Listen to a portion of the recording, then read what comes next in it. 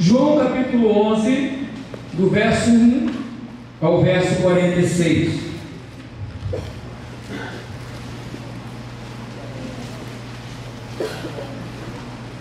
É um texto muito conhecido, que ele retrata com grande profundidade a forma que Jesus cuida de uma família enlutada.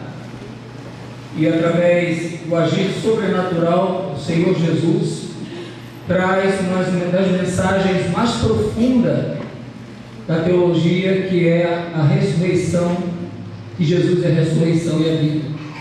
Sabe, queridos irmãos, sem a ressurreição de Jesus, não haveria igreja, não haveria fiéis, não haveria céu, eu acho que todos estariam no inferno.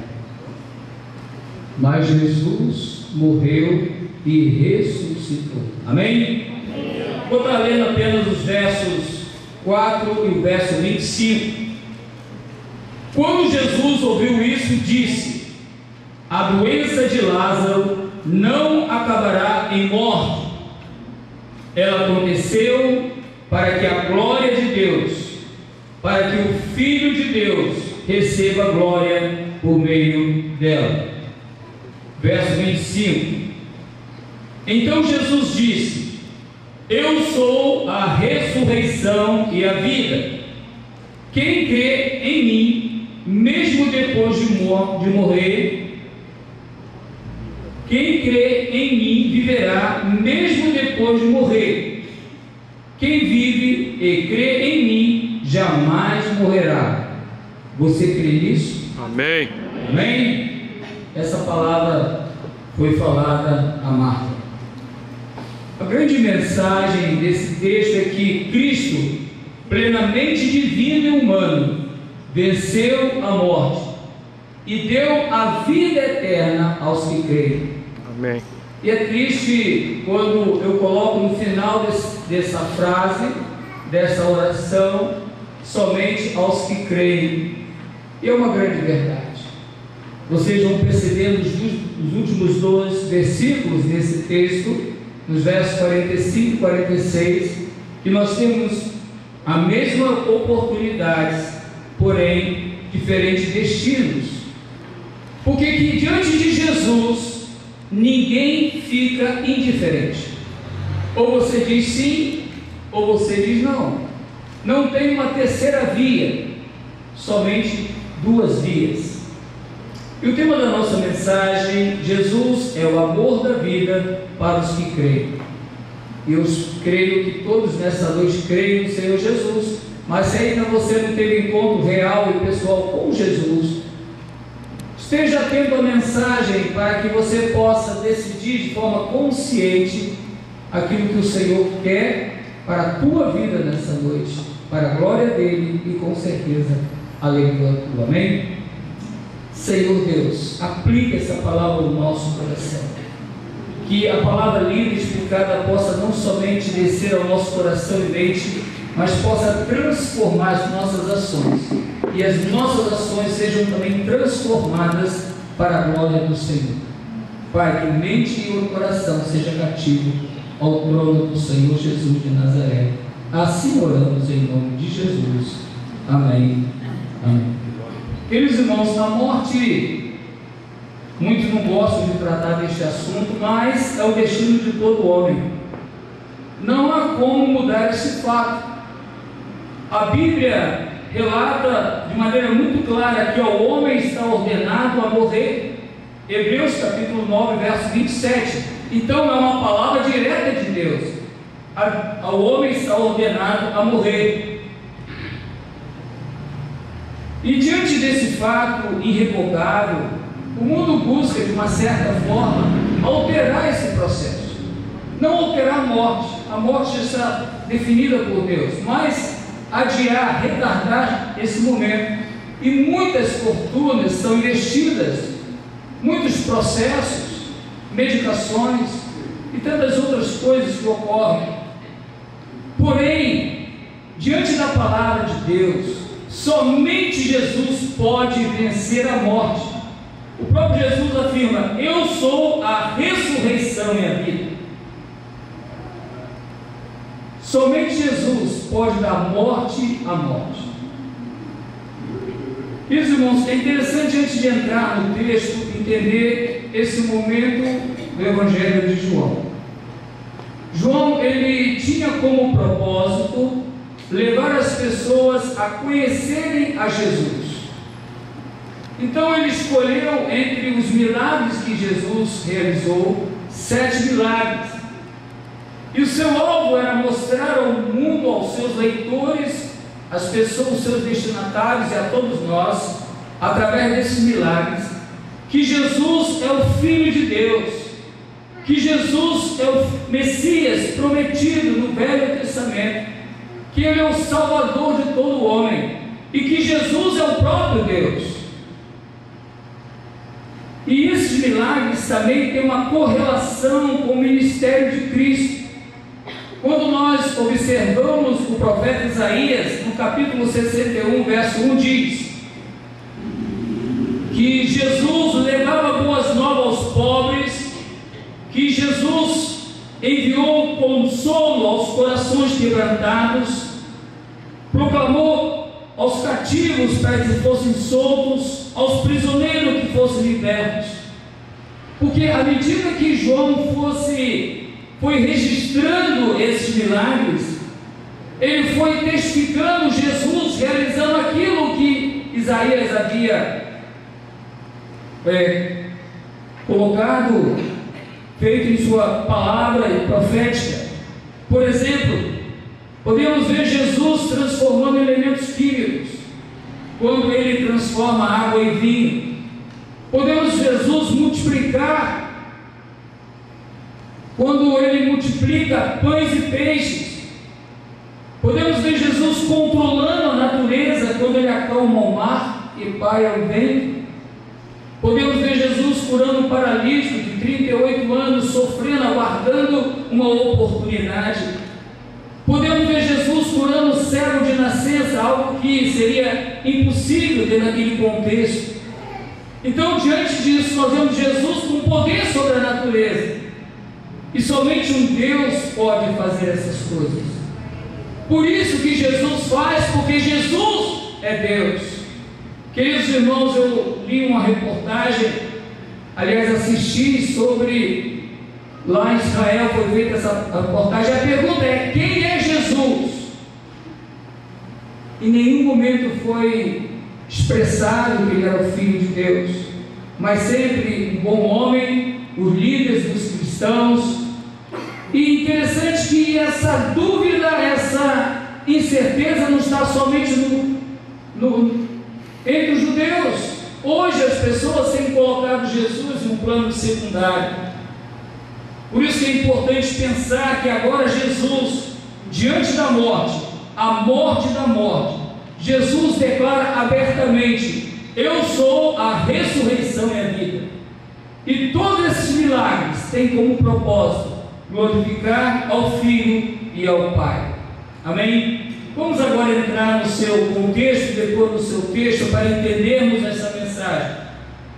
Jesus, no capítulo 10, ele está em Jerusalém, na celebração da festa da dedicação, que era uma festa cujo propósito era a purificação do templo, diante da profanação que ocorreu. E Jesus, então, em Jerusalém, Jesus é questionado pelos líderes religiosos sobre a sua identidade. Eles queriam saber: quem é você?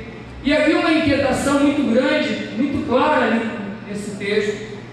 E no capítulo 10, verso 30, Jesus declara algo que trouxe um grande conflito. Ele falou: eu e o Pai somos um. E quando Jesus então traz a identidade tão esperada pelos líderes religiosos, que ele e o Pai é um, Jesus então foi ameaçado de ser apedrejado. E Jesus então desvia daqueles homens e vai para a região da Pérea, além do Rio Jordão. E nessa região então que Jesus se encontra, ali onde João Batista batizava. E nesse contexto, agora vamos ao texto. O texto diz que um homem chamado Lázaro estava doente. E é interessante que a palavra Lázaro significa Deus socorre, Deus ajuda. E esse homem cujo nome significa Deus ajuda, Deus socorre, precisava de Jesus. Ele estava doente. E Lázaro morava em Betânia, com as suas irmãs Maria e Marta. É interessante que havia duas cidades com o nome de Betânia. Uma além do Rio Jordão, da antiga cidade de Judéia, Samaria, à margem oriental do Rio Jordão. E é interessante exatamente o local onde Jesus se encontrava, porque era o local onde Jesus batizava. Uma essa, e a outra é Betânia, próximo a Jerusalém, a 3 quilômetros de Jerusalém. E o texto diz então que é interessante que João identifica essa cidade, mostrando que não é aquela além do Jordão, mas aquela que está próxima a Jerusalém, usando Maria. O verso 2 diz que foi Maria, irmã de Lázaro, que mais tarde derramou perfume caro aos pés do Senhor e os enxugou com os cabelos. Não é que João está dando mais importância a Maria do que a Marta, não. As duas eram colaboradoras do Senhor, mas que Maria fez algo que marcou a sua vida. Está lá no capítulo 12. Ela usou um perfume caro para que pudesse ungir ao Senhor. Na realidade, ela fez algo que não sabia que iria perpetuar, que chegou até nós, porque ela ungiu o Senhor para a sua morte. E eles enviaram um recado para Jesus. Elas enviaram: Senhor, o seu amigo querido está muito doente. Irmãos, a região da Pérea, até onde até Lázaro estava, ficava 40 quilômetros. Então eles gastaram um dia de viagem até chegar lá. Agora, é impressionante o que eu vejo no texto. Seu amigo querido. Aqui na revista, na nossa nova versão transformadora, com certeza a sua Bíblia é diferente, uma versão diferente. Seu amigo querido. Queridos irmãos, Jesus é seu amigo querido. Jesus não somente era o Senhor e Salvador daquelas famílias, mas a família o tinha como querido. Jesus era o melhor amigo daquela família. E quando eu parei para pensar nesta afirmação tão linda, e amigo mesmo, o verbo aqui é filéu, amigo, eu fico pensando: quem é seu amigo? Nós temos dois motivos para ter Jesus como amigo. Primeiramente, João capítulo 15, 13, 14 diz: não existe amor maior do que dar a vida por seus amigos. Jesus deu a vida por nós. Agora, por outro lado, vocês serão meus amigos e se fizer o que vos ordeno. Então, queridos irmãos, ser amigo do Senhor Jesus é compreender o que Ele fez por mim. Entretanto, ao compreender o que Ele fez por mim, eu tenho que entender o que diz o outro texto: vocês serão meus amigos se fizerem o que eu vos ordeno. E como é bom ter Jesus ao nosso lado diante de problemas desta vida, como as enfermidades físicas, morais e espirituais, problemas do dia a dia, provações, tentações, porque o próprio Jesus fala aos seus amigos: eis que estou convosco todos os dias. Não procure Jesus somente no momento de grande necessidade. Desenvolva relacionamento, busque ter intimidade. Não há amigo mais especial do que Jesus. E diante desta notícia, Jesus faz uma revelação muito importante no verso 4, na segunda parte, diz: a doença de Lázaro não acabará em morte. Na primeira parte, depois ele declara: ela aconteceu para a glória de Deus, para que o Filho de Deus receba a glória por meio dela. Jesus está afirmando então que esta doença tem como objetivo maior a glória tanto dele quanto do Pai. Agora, queridos irmãos, as palavras de Jesus vão na contramão de muitos que afirmam que somente a cura manifesta a glória de Deus, nunca a enfermidade. E é interessante isso, porque às vezes nós somos provados. Não, se Deus não está ouvindo a sua oração, você não está glorificando o nome do Senhor. Mas a palavra de Jesus vem na contramão. Queridos irmãos, doença, na realidade, uma enfermidade, uma dificuldade, é um momento especial para que Deus seja glorificado na sua vida. Eu não sei, talvez você está vivendo um momento difícil, está querendo até abandonar a casa do Senhor, como alguns abandonaram. Mas Jesus está me dizendo que pela doença você pode glorificar o Senhor. Quer ter essa experiência? Vai com o pessoal da capelania visitar os enfermos. Aliás, nós vamos começar uma turma nova. Se você estiver interessado, me procure, porque eles têm recebido experiência dizendo: olha, está difícil, mas Deus está me encaminhando, está me ajudando a caminhar. Então as palavras de Jesus vão na contramão do conceito que muitos afirmam, que a cura glorifica a Deus. Queridos irmãos, cada situação que vivemos é uma preciosa oportunidade de glorificar a Deus. É o texto que sempre citamos, os pastores citam, o pastor Lucas até pensou, né? 1 Coríntios 10, 31, não é diferente dos demais pastores, pastor Zé. Por quê? Quer comais, quer bebais, quer fazer qualquer outra coisa, faça tudo para a glória de Deus. É fácil? Não. Mas é necessário. Porque, queridos irmãos, nós não sabemos o que Deus quer nos usar através daquela situação. Rapidamente, eu e o Gustavo íamos começar 2 estudos lá em Martinópolis. E estava certo de tinha que chegar às 9 horas. Então eu cedi meu carro para o Diogo e o Gustavo vinha com o carro dele, tudo certinho. Daqui a pouco eu estou esperando, vai dar 9 horas, pastor, pneu no carro furou. Mas eu estou resolvendo, amém? Eu estou no relógio, eu marquei horário. Pastor, não tem jeito. Eu falei, meu Deus, vamos de ônibus. Não dá, pastor. Eu falei, Deus, eu vou vontade de ligar para o Diogo. Aí depois a senhora falou, bem, o que Deus quer com isso?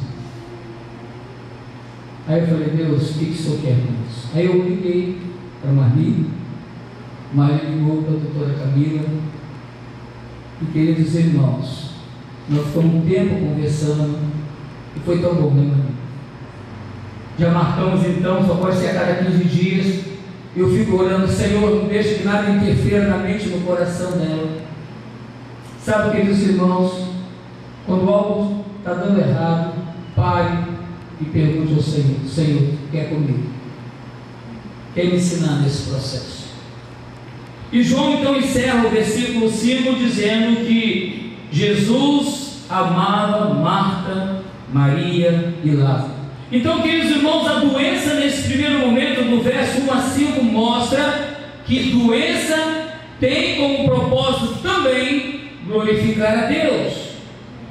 Não vou dizer que todas as enfermidades, que é a enfermidade que nós provocamos, mas a enfermidade também que vem com um propósito específico de Deus, como provando, e a enfermidade também que vem como ação direta do diabo.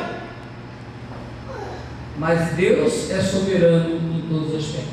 Agora, o verso 6 e 16, ele mostra que a demora de Jesus também glorifica o Senhor. Diante então da súplica da família, olha que Jesus age totalmente diferente.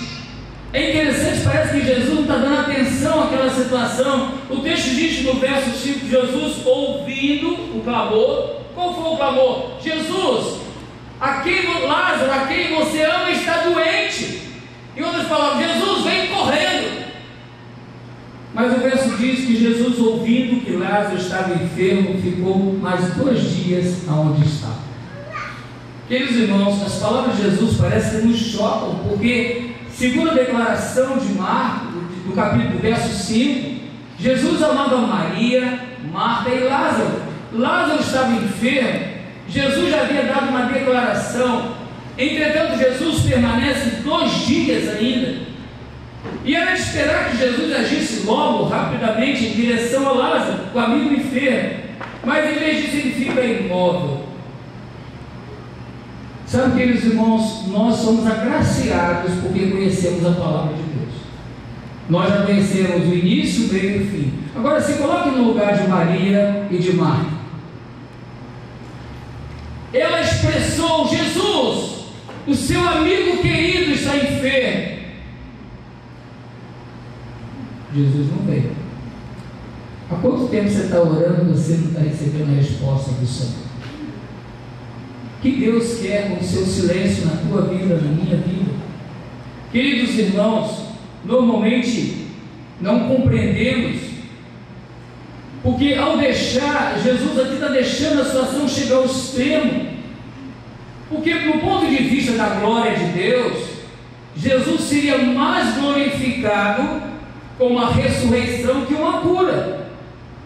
Mas nós sabemos que Lázaro já estava morto.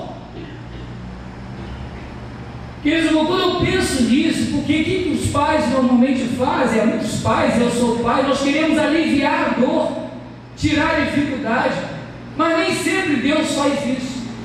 Irmãos, quando eu vejo a situação, eu tenho que lembrar do apóstolo Paulo, que clamou ao Senhor. Aí Jesus falou o quê? A minha paz te basta, a minha graça te basta. Quando eu olho para Jó, por exemplo, que foi acusado pelos seus amigos, que estava em pecado, por isso estava sofrendo e perdeu bens e família, mas por trás de tudo isso havia Deus dando permissão para que ele fosse tocado, para que a glória de Deus fosse manifesta.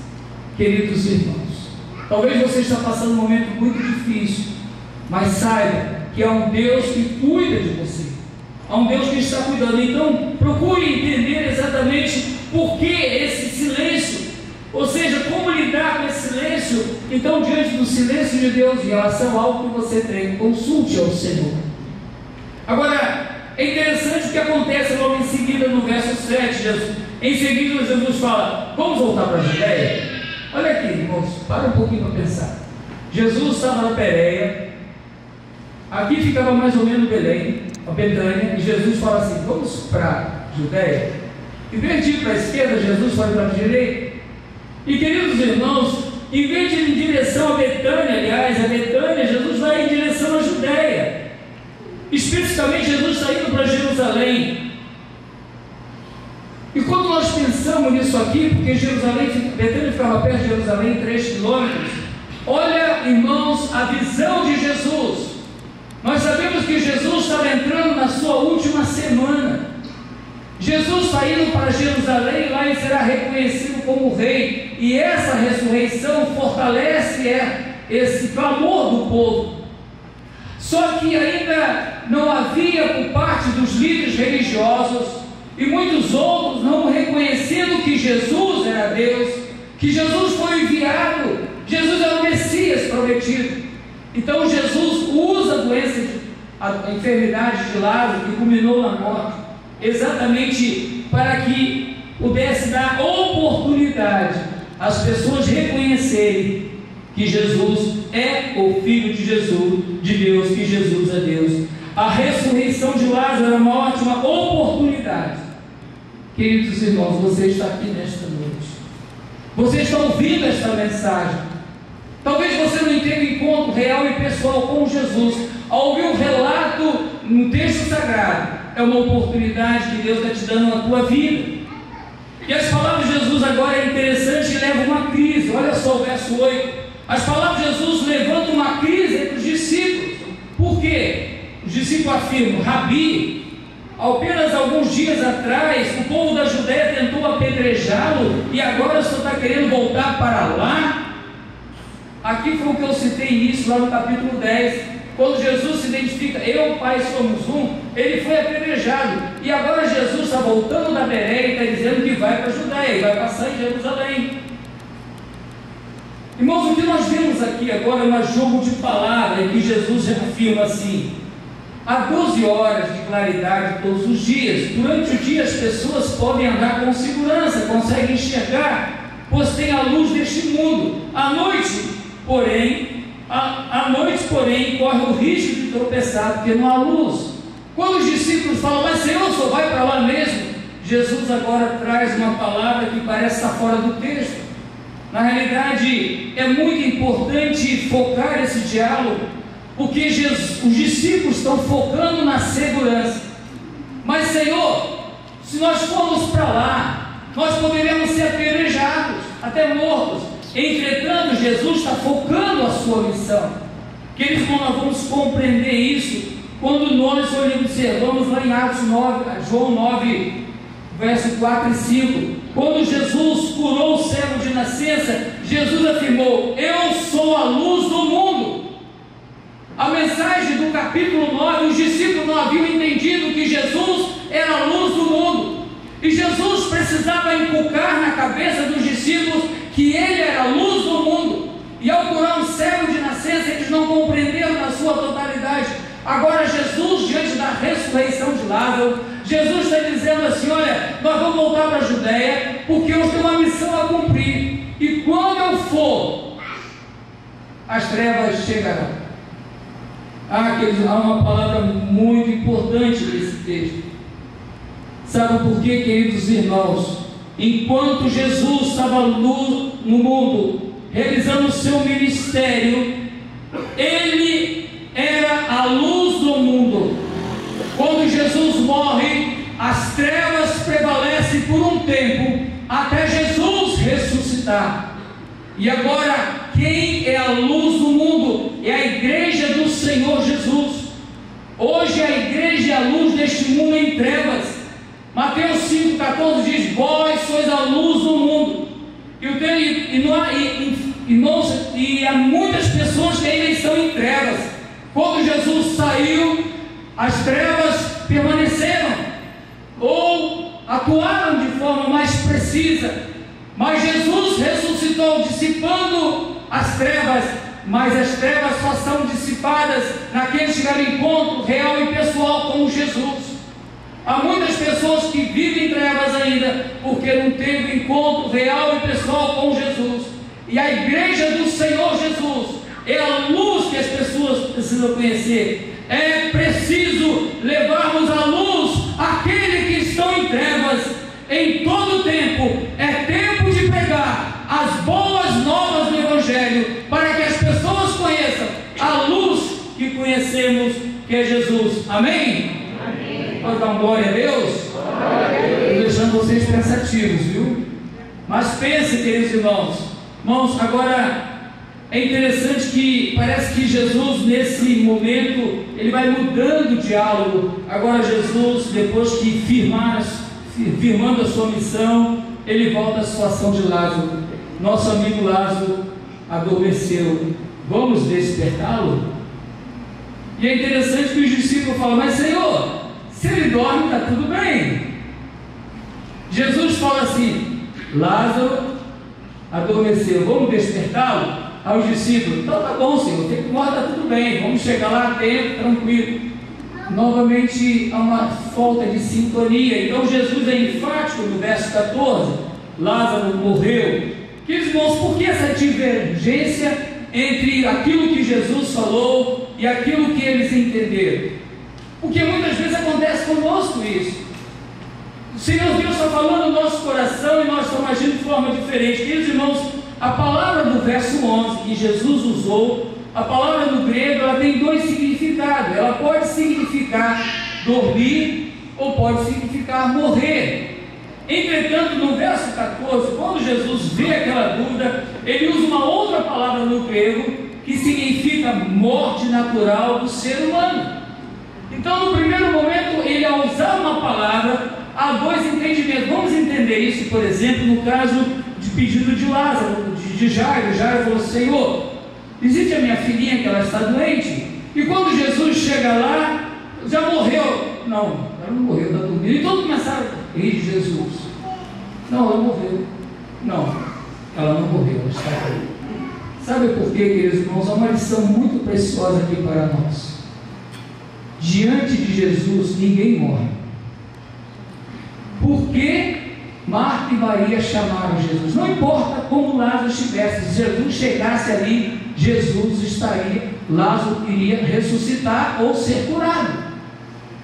Não existe nenhum texto na Sagrada Escritura de pessoas que diante de Jesus não foram curadas. Não existe, existe. Então, queridos irmãos, Jesus então, por quê? Porque diante do Senhor Jesus a morte é vida. Dá para entender isso, esse paradoxo? Pensa bem, se eu morrer agora, não, se eu deitar e morrer, eu vou ver quem? Jesus. Se eu deitar e acordar, eu vou ver quem? A minha esposa. Qual a diferença? Então, irmãos, ser Jesus na sua vida é algo sobrenatural. Irmãos, andar com Jesus é ter aquilo que as pessoas procuram: vida eterna. A única coisa é que essa carcaça que cada vez fica mais velha, minha neta fala que eu estou velho, e cada vez fica mais velha, a única diferença é essa. Mas o meu espírito se renova cada dia eu sou mais apaixonado por esse Jesus, e eu creio e temo diante da presença dele. Queridos irmãos, isso é lindo demais. Você não experimentou Jesus, experimente esse relacionamento real e pessoal com ele, é muito lindo demais. O que Jesus quer mostrar é que ele é autor da vida, não importa morrer ou dormir, porque exatamente isso que ele faz. Agora, queridos irmãos, agora Jesus também, verso 15 e 16, Jesus traz algo aqui muito especial aos discípulos, está falando também do teu coração. Voltando então à oportunidade de falar aos corações dos discípulos, Jesus falou ao coração dos discípulos quando falou: olha, vamos para a Judéia, eu sou a luz. Agora Jesus está falando ao coração dos discípulos para que a fé dos discípulos aumentasse. Irmãos, o que Jesus quer é que tenhamos fé madura. O verso 15: e por causa de vocês eu me alegro de não estar lá. Aí os discípulos vão falar assim: mas eu sou culpado se eu não estar lá? É isso? Jesus recebe a notícia, Jesus fica 2 dias, Jesus fala: vamos para a Judéia. Aí daqui a pouco tem uma discussão na questão da missão. Agora Jesus fala: sabe por que eu não fui para lá? Por causa de vocês. Então eu sou desculpado? Não, queridos irmãos, dá uma mensagem aqui: pois agora vocês crerão de fato. Amém? Agora vocês vão crer que eu sou o Filho de Deus, eu sou o próprio Deus. Venham, vamos até lá. A glória do Senhor é maior diante do homem quando um morto ressuscita do que um enfermo seja curado. Queridos irmãos, a ressurreição de Lázaro testificará a divindade de Jesus Cristo, que ele é o Messias. E é interessante que no verso 16 Tomé fala assim: vamos também para morrer com Jesus. E a decisão de Tomé mostra um detalhe, mostra o compromisso dele. Ele está firmado no compromisso de seguir a Cristo, quer na vida ou quer na morte. Queridos irmãos, eu acho que precisamos de Tomé nesses dias atuais. Há muitos que já não estão mais dispostos a morrer por Jesus. Quer ver de forma detalhada as palavras de Tomé? Está lá em Hebreus capítulo 11. Lê Hebreus capítulo 11, a galeria da fé, não agora em casa, porque mostra que homens e mulheres tiveram suas vidas ceifadas em prol do reino de Deus. O que Tomé entendeu aqui é que, aqui o apóstolo Paulo fala lá em Gálatas capítulo 2: já estou crucificado com Cristo, não vivo mais eu, mas Cristo vive em mim. Então, queridos irmãos, é importante vermos, porque por causa de vocês eu me alegro por não estar lá, porque eu sei que agora vocês vão ver o que será feito, a ressurreição, e vocês hão de crescer. E pensando em investimento da vida cristã, eu quero perguntar a você: como você tem investido a sua vida no reino de Deus, assim como Tomé? Como você tem investido a sua vida, seu tempo, seus recursos, seus talentos, seus dons no reino de Deus? Como você tem investido? Queridos irmãos, como carecemos do seu investimento. É um privilégio poder fazê-lo. Agora, queridos irmãos, o verso 17 ao verso 24, aqui é o texto mais importante de todo esse texto, porque aqui trata da plena divindade de Jesus. Porque o diálogo de Jesus com Maria é a parte mais teológica, porque ela traz dois assuntos muito importantes para a vida cristã. O primeiro assunto é a plena divindade de Jesus, e segundo assunto, fé. O diálogo de Jesus com Maria então nos mostra isso. O texto diz que Jesus chegou a Betânia, verso 17, que Lázaro estava no túmulo há 4 dias. Vamos entender aqui. Quando o mensageiro sai de Betânia para se encontrar com Jesus, ele demora um dia, porque era 40 quilômetros, se percorria em um dia. Quando Jesus permanece 2 dias lá na Pérea, e depois Jesus retorna mais um dia, então são 4 dias. Isto significa que quando os mensageiros saíram, por não ter o WhatsApp, eles saíram achando que Lázaro estava vivo. Quando eles chegaram lá, Lázaro já estava morto. É por isso que quando Jesus chegou, já tinha 4 dias que ele estava morto.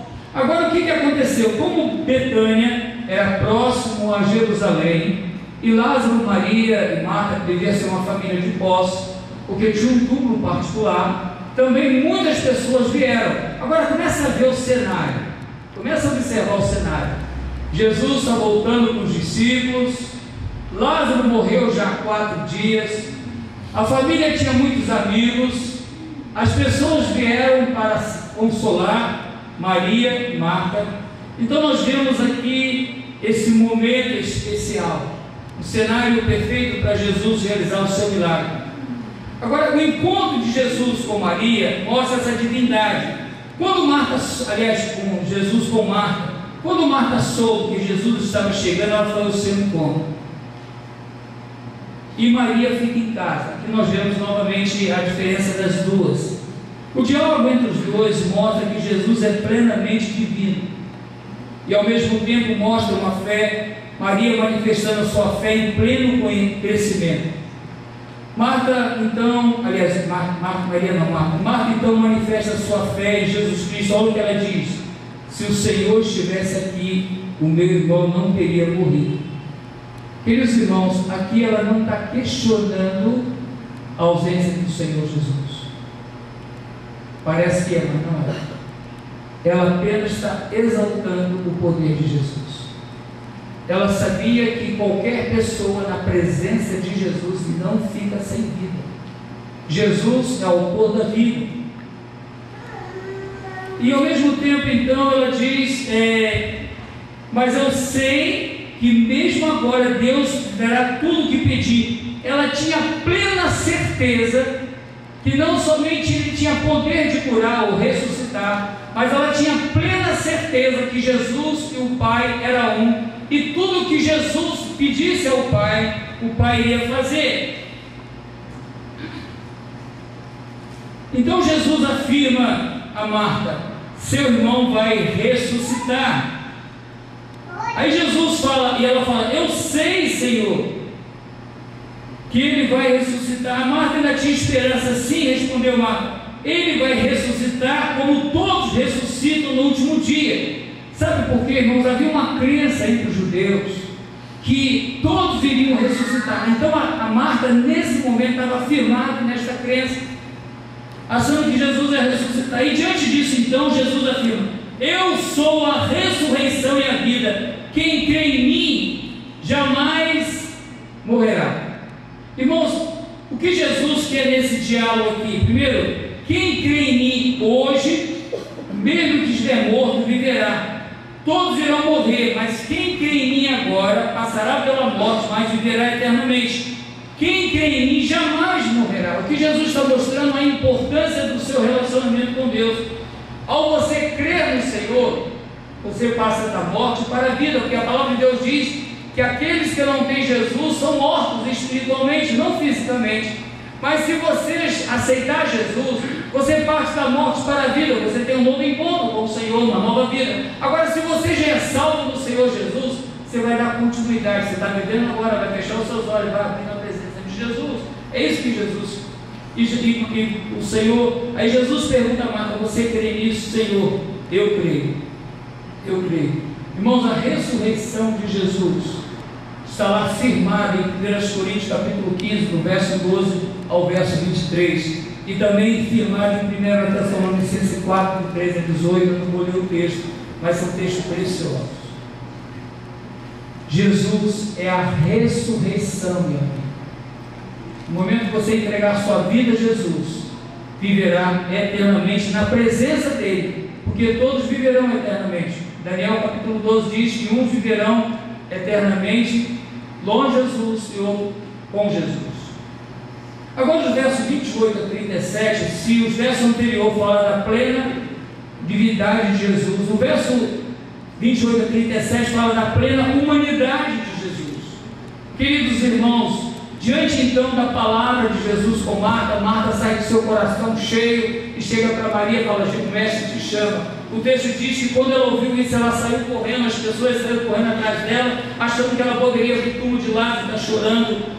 Mas quando ela chega aos pés de Jesus, ela cai aos pés do Senhor Jesus. Os irmãos cantaram: deixa tudo no altar. Maria, no capítulo 12, ela repete esse ato, quando ela vai aos pés do Senhor Jesus derramar um bálsamo, mas diante da aflição dela. E ela crê da mesma forma que Marta. Ela fala: Senhor, se eu estivesse aqui, meu irmão não teria morrido. E queridos irmãos, é interessante que agora nós vemos um cenário de tristeza. O texto diz que Jesus, quando viu aquela situação, chorou. E o texto diz que Jesus ficou em profunda indignação. A indignação aqui, a ideia aqui é o seguinte: é que Jesus ficou indignado diante da fraqueza do homem em relação à consequência do pecado, porque as enfermidades é consequência do pecado. A tristeza de Jesus é a tristeza que eu tenho. A tristeza de Jesus é a tristeza que o pastor Zé Roberto tem, o pastor Lucas tem, os pastores têm, porque a nossa tristeza é ver pessoas que estão morrendo sem Cristo, sem salvação, e não conseguem compreender que elas estão com os olhos vendados, não conseguem ver que Jesus é a luz. Queridos irmãos, você não sabe como sofrer, como clamar. Porque tantas pessoas que nós conversamos, essa indignação de Jesus, que vê a consequência do pecado na vida que levou à morte. A enfermidade, ela veio proveniente do pecado. Agora aqui Jesus demonstra que ele é plenamente humano. Jesus pergunta onde colocar. E Jesus, venha e veja. O texto diz que Jesus chorou. Que Jesus chorou. É interessante que Jesus conhecia todo o poder, como Salmo 139. Plenamente divino, ele sabia aquilo que Deus poderia fazer, mas plenamente humano, ele chorou. E as pessoas lhe disseram como ele o amava. É interessante que, mesmo vendo aquilo, alguns questionaram por que ele não fez isso.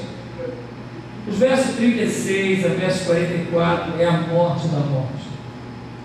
Se Jesus é a ressurreição e a vida, a morte tem a morte. 1 Coríntios trabalha nesse assunto. Nós vamos pensar aqui. Então novamente Jesus chega diante do túmulo e havia uma porta, uma pedra colocada sobre o túmulo. Queridos irmãos, sabe por que havia pedra? Para que ninguém tocasse no morto devido à lei, e não permitia que se tocasse no morto. Agora o cenário aqui está completo. Por que, queridos irmãos? Havia a família presente, havia os amigos de Betânia, amigos que vieram de Jerusalém. O cenário está completo. Agora tem um fato mais importante aqui, que era ser o quarto dia. Havia também um conceito judaico que se o morto ficasse 4 dias, a alma já não tinha mais nenhuma possibilidade de ressuscitar, porque a alma permanecia presente até o 3º dia. No 4º dia ela já não estaria mais presente. Então, se Jesus ressuscitasse lá, logo assim que voltasse, seria o quê? No 2º dia. Mas Jesus permaneceu mais 2 dias. Quando Jesus voltou já era o 4º dia. E quando Jesus está diante de Lázaro, Maria fala assim: mas Senhor, já são 4 dias, porque ela conhecia essa crença também. Senhor, já está fedendo. Aí Jesus fala assim: Maria, você não falou que crê. Marta, você não falou que crê. E aqui, queridos irmãos, é interessante que a atitude de Marta revela a instabilidade do nosso coração, porque muitas vezes nós somos: Senhor, estou com o Senhor para tudo. No outro momento nós estamos lá embaixo. A instabilidade da vida cristã foi revelada no coração de Marta, porque Marta declarou: Senhor, eu creio que o Senhor é o Senhor, é o Senhor Messias prometido, eu creio que o Senhor tem poder. Mas agora Marta, ela: Senhor, mas 4 dias está fedendo. Quantas vezes você fala: Senhor, 4 dias está fedendo, não estou aguentando mais, quero a morte, eu quero morrer, estou cansado, vou abandonar, vou fazer tudo isso. Mas Jesus está falando assim: você crê? Você crê no poder de Deus? E diante então dessa situação, Jesus manda rolar a pedra, e Jesus então fala o que ninguém pode falar: Lázaro, sai para fora. E agora o texto mostra que a coisa que você precisa fazer: você precisa rolar a pedra e você precisa ajudar aqueles que estão chegando na igreja. Porque o morto, naquele contexto, era enrolado de ataduras. Você remove a pedra para que Deus haja na tua vida. Você pode botar o nome que quiser nessa pedra: tem incredulidade, outros nomes, da indiferença, da falta de perseverança, da falta de resiliência. Mas é importante você olhar para alguém que saiu da cova, do túmulo, e está cheio de fagem, que precisa da tua ajuda. E o texto encerra no verso 45 e 46, mostrando que diante da oportunidade há destinos diferentes. O verso 45 diz que muitos dos judeus que estavam com Maria creram em Jesus, enquanto outros foram para os fariseus apenas para comentar aquilo que você tinha. Qual a sua posição? A mesma palavra, a mesma fonte, a mesma direção. Você vai sair daqui de forma indiferente, ou você vai declarar nesta noite que Jesus é o Senhor, para a glória de Deus Pai?